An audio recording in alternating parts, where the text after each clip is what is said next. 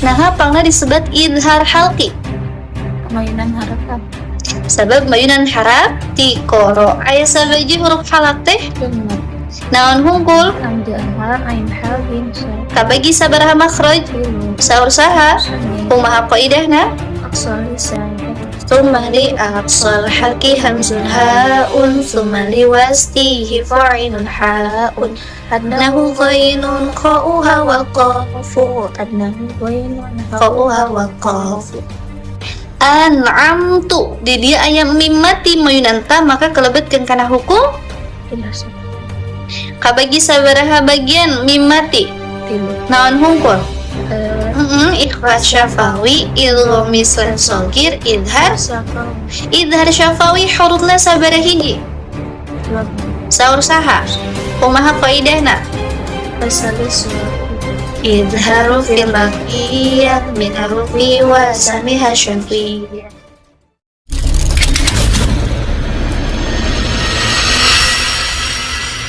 Sebuah fenomena langka mendadak viral oleh kehadiran ustazah cantik Mbak Bidadari yang hadir mengajar Al-Quran meramaikan media sosial baru-baru ini.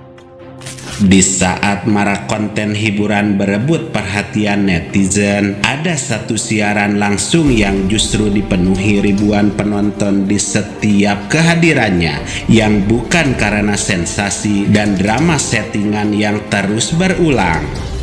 Sosok di balik layar ini berhasil menyihir barisan anak muda milenial untuk diam, belajar dan mendengarkan hingga mendadak ingin kembali memegang kitab suci. Lantas siapa sebenarnya sosok ustazah yang menjadi perbincangan hangat? Mengapa kehadirannya bisa membuat banyak orang kembali bersemangat belajar agama? Hingga Ustadz Adi Hidayat menegaskan hal penting soal ini. Selengkapnya, mari menyimak sampai selesai agar tidak salah paham. Qaidahna thumma liwastihi fa'ilun haun thumma liwastihi fa'ilun haun. Ini tekan apa kamu? Tidak mulut tuh ya? A'udzu billahi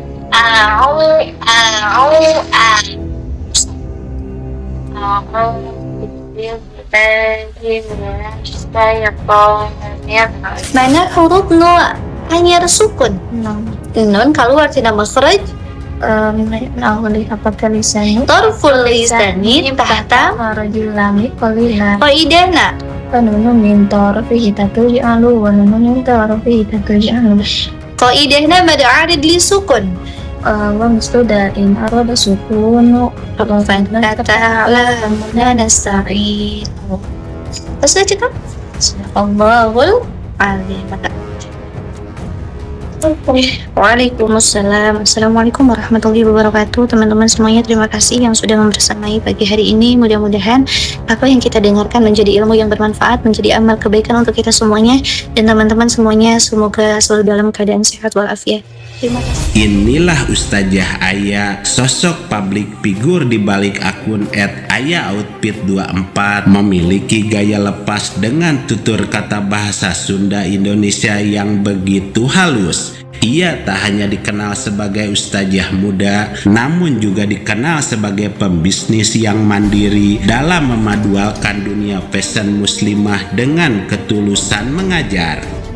Keseharian Ustazah Aya diisi dengan pengabdian yang konsisten. Setiap ba'da maghrib mengajarkan dan mendalami Al-Quran kepada banyak orang secara langsung, sakral sekaligus memikat. Keahlian dan latar belakang gemblengan pesantren terlihat sangat jelas saat beliau melafalkan ayat. Penguasaan mahorijul huruf, kerapian tajwid, hingga detail sifat-sifat huruf disampaikan dengan ketelitian yang luar biasa. Hebatnya, materi yang biasanya dianggap rumit disulap menjadi hal yang begitu renyah, santai, dan mudah dicerna. Ditambah dengan paras yang teduh dan aura ketenangan yang menyejukkan, beliau berhasil mendobrak tembok canggung hingga banyak yang mengaku awalnya mereka menonton mungkin karena kagum pada visualnya, namun pada akhirnya mereka bertahan dan ketagihan karena ajarannya serta kualitas ilmu agamanya yang rutin dibagikan. Secara istilah dalam ilmu syariat adalah satu ilmu yang diketahui dengan ilmu itu cara membaca Quran dengan benar, makhrajnya, sifatnya, panjangnya, pendeknya, tebalnya, tipisnya, seperti diajarkan oleh Rasulullah SAW. Makanya kalau orang belajar tajwid, bacaannya baik dan benar. Kalau sudah baik dan benar, maka tidak ada yang diperbaiki. Jadi ketika tajwid itu benar, kemudian dipelajari makhrajnya, sifatnya. Makhraj tempat keluarnya huruf, sifatnya itu karakteristik huruf. Kadang-kadang keluar di tempat yang sama, cuman sifatnya beda. Ini makhraj nih, tempat keluar masjid. Cuman kan keluarnya beda-beda. Ada yang tangannya begini, ada yang tangannya begini, ada yang tangannya begini, ada yang begini. Tempat keluarnya sama, cuman gayanya beda. Makhraj bisa sama, tapi keluar beda, sifat huruf namanya. Ya. Makanya kalau ketemu guru-guru yang mengajarkan makhraj, sifat, ibtida, waqaf, dan seterusnya, itu kalau bertemu guru yang ketat, berbahagialah. Itu artinya Allah sayang dengan kita. Karena diajarkan benar, sabar aja. Ya, kemarin saya ajarkan di Al-Azhar di Bekasi. Jadi Quran itu sangat indah. Kalau Anda sabar 20 ayat atau sampai ayat 71, ya, di situ Anda sabar aja. Itu kesananya akan mudah. Tinggal qarib muskilah. Ya, tinggal yang nggak biasa dibaca. Karena gini, 29 huruf hijaiyah kurang lebih, ketika keluar di makhraj itu dibagi 3 bagian. Ada yang sulit, bo. Ada yang gampang, ada yang tengah-tengah,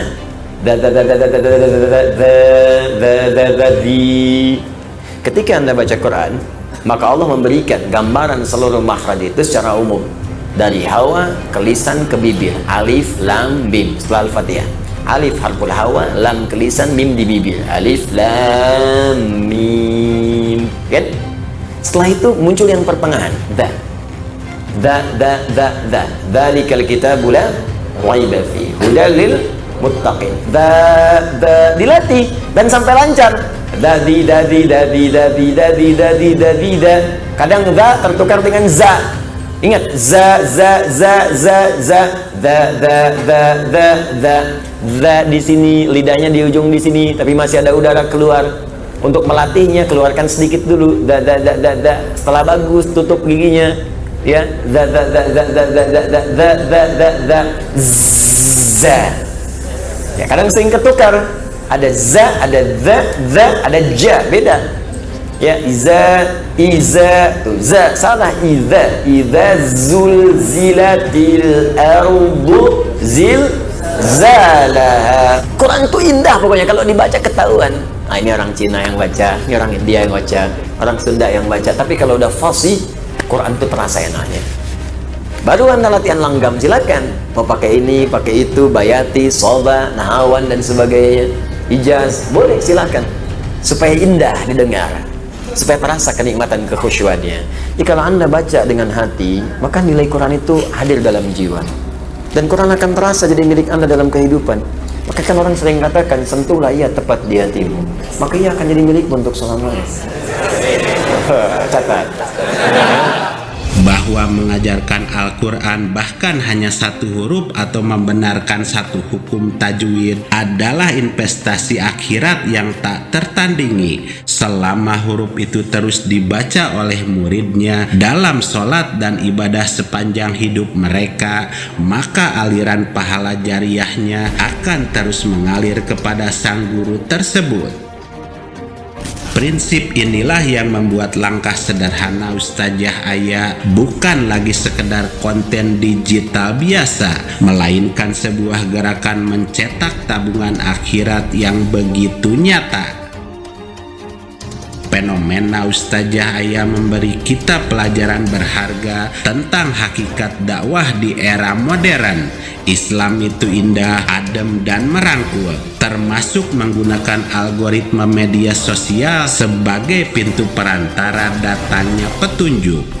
Maka jangan pernah malu untuk memulai belajar kembali, karena pintu kebaikan selalu terbuka lebar bagi siapa saja yang mau belajar. Sehingga pesan yang bisa kita ambil bahwa tidak masalah pintu apa yang membuat kita pertama kali melangkah mendekati Al-Quran. Yang terpenting adalah kemana niat itu bermuara. Sebab keindahan fisik akan pudar oleh waktu, namun ilmu yang sahih akan menuntun kita pada keabadian yang kita butuhkan di akhirat kelak.